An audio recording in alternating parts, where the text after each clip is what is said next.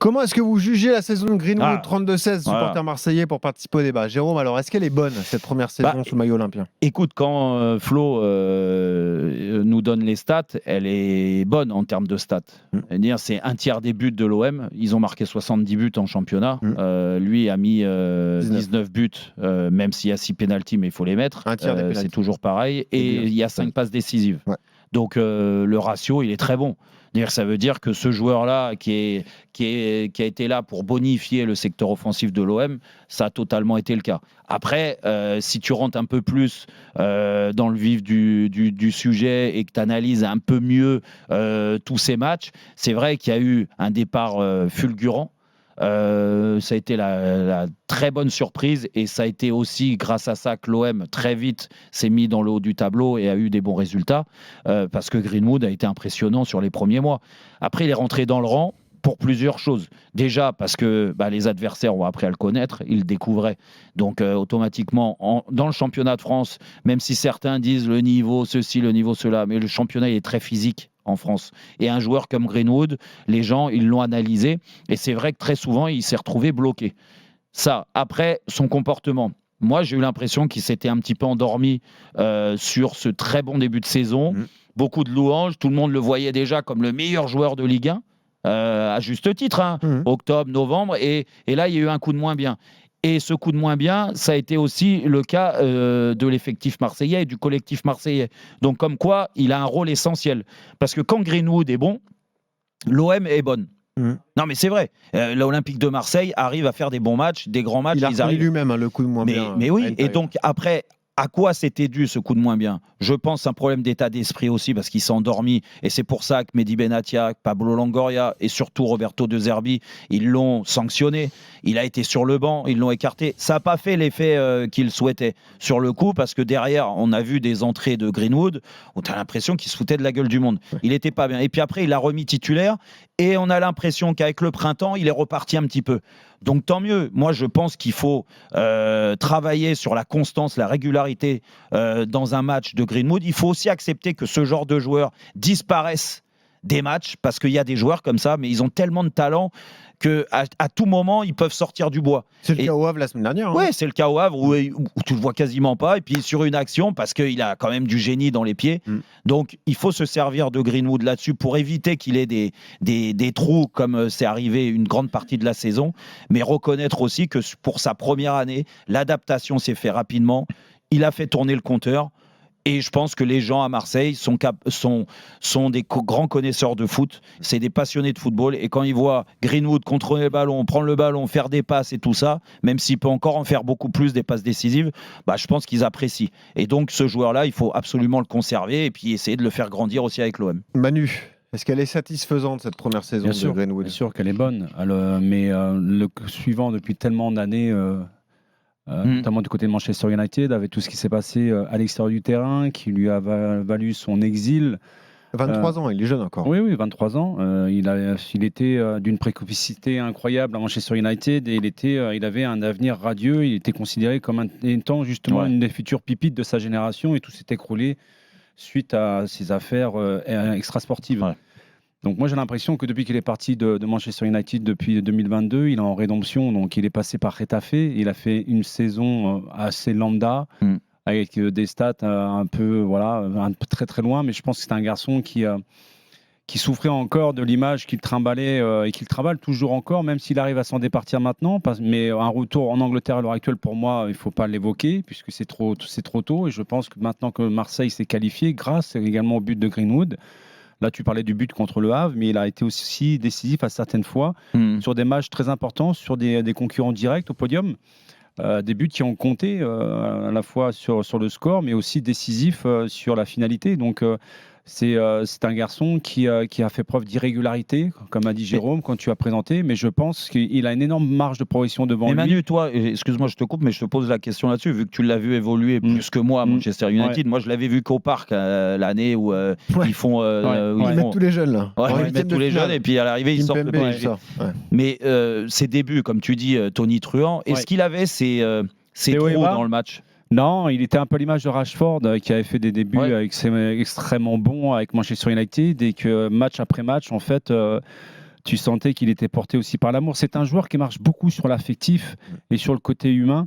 Et je pense que ce qu'il a vécu, parce qu'il en est responsable, ça l'a meurtri, ça l'a détruit. Ça a détruit à la fois son image de joueur, mais également d'homme. Donc là, il est sur le chemin de la rédemption. Quand tu vois ses stats cette année, c'est quand même excellent pour une saison dans un club qui est extrêmement énergivore. Il y a 2 buts de Dembélé. Avec une pression extrêmement forte du côté de l'Olympique de Marseille. Donc il savait très très bien où il allait mettre les pieds. Et je pense qu'il avait besoin d'un challenge comme ça, justement, pour lui permettre de le booster davantage. Donc le fait que Marseille jouera la Champions League l'année prochaine, je pense que ça peut être un tremplin extraordinaire pour les deux. C'est un pari gagnant-gagnant où il aura une visibilité qui sera importante avec éventuellement, puisqu'il est à 3 ans, il a re-signé 3 ans, il me semble. 2029 son contrat. Donc l'année prochaine, si jamais il brille, s'il est dans la continuité de cette saison, ça sera pour moi le moment opportun justement pour le vendre. Aujourd'hui, il est estimé à peu près une 40aine de millions d'euros. Mais pour vous, il faut baser l'équipe sur l'effectif autour de lui l'année prochaine en Ligue des Champions. Non, ça doit être la star de ton équipe. Non, pour moi, la star, ça doit être les joueurs qui ont porté l'Olympique de Marseille, c'est-à-dire l'épine dorsale. Donc il y a quelques joueurs qui se détachent. Oui, t'as Rabiot, exactement, le gardien de but. Rouli, Balerdi derrière, même s'il a fait une saison moyenne. Même Hochberg, qui pour moi a été très intéressant aussi. Donc il faut construire autour de ces joueurs. Lui, il doit bonifier, en fait. Il a le rôle pour bonifier ce collectif offensivement. Mais là, je suis d'accord avec Manu. Et de toute façon, je donnais ces infos-là parce que j'ai échangé avec les dirigeants marseillais en début de semaine. Et ils me disaient que leur priorité, c'est déjà de conserver les meilleurs, l'épine dorsale, là, tu vois. Donc, ça, il n'y a pas de souci. Greenwood, le cas Greenwood, en effet, ils sont tous conscients que par moment, il a fait preuve d'irrégularité, des trous dans le match. Ils sont aussi surtout conscients qu'il a beaucoup de génie. Et il me disait... La Champions League aura un impact incroyable. Oui, et puis...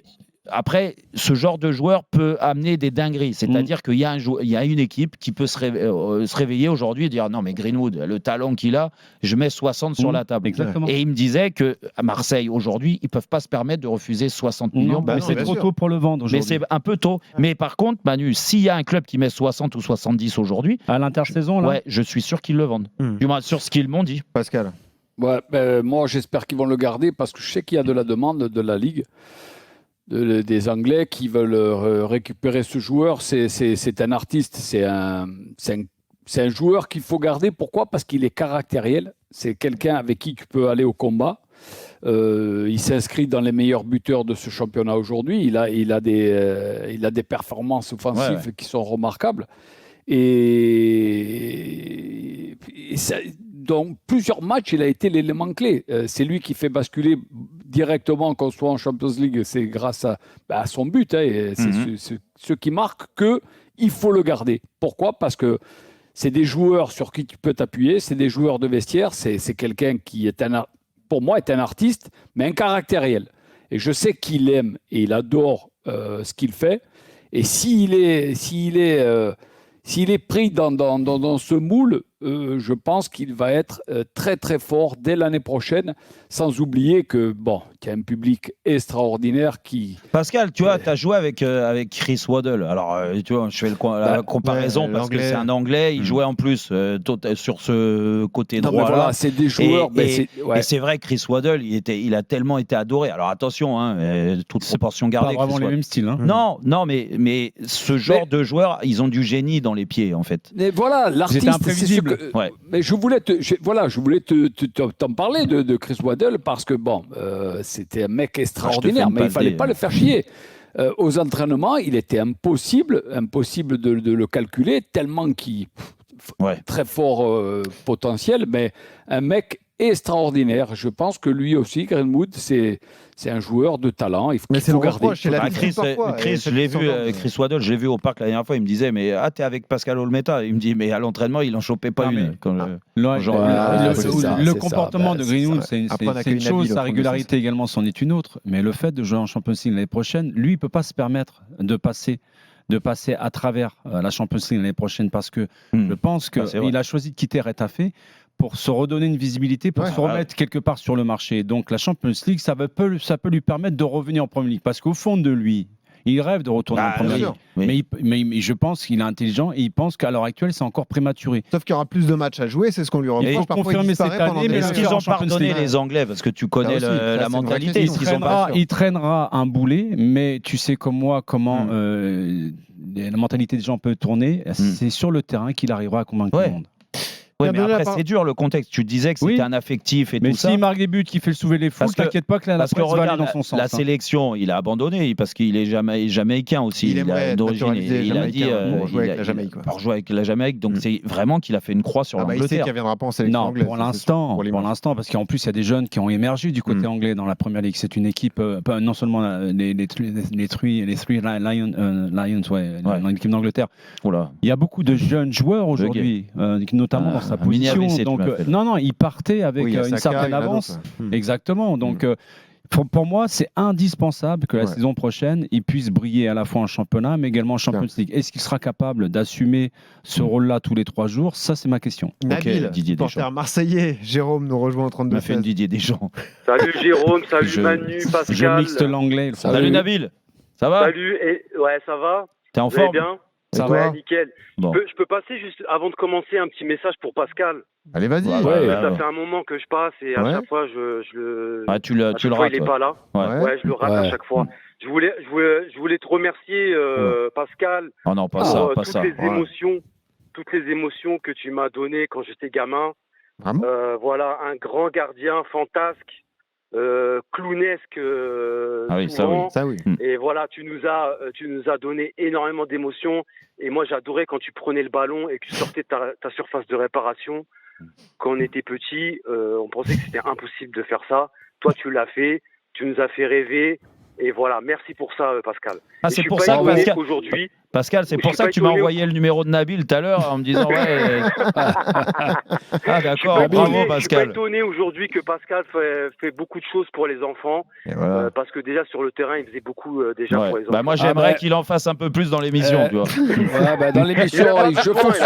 Non mais Nabil, dis-lui que je force pas trop. Tu sais, tu parles de l'association. Voilà, je vais passer un petit bonjour à mon associé Francesco Bido l'homme de l'ombre qui fait énormément pour l'association qu'on a. Et ça, c'est...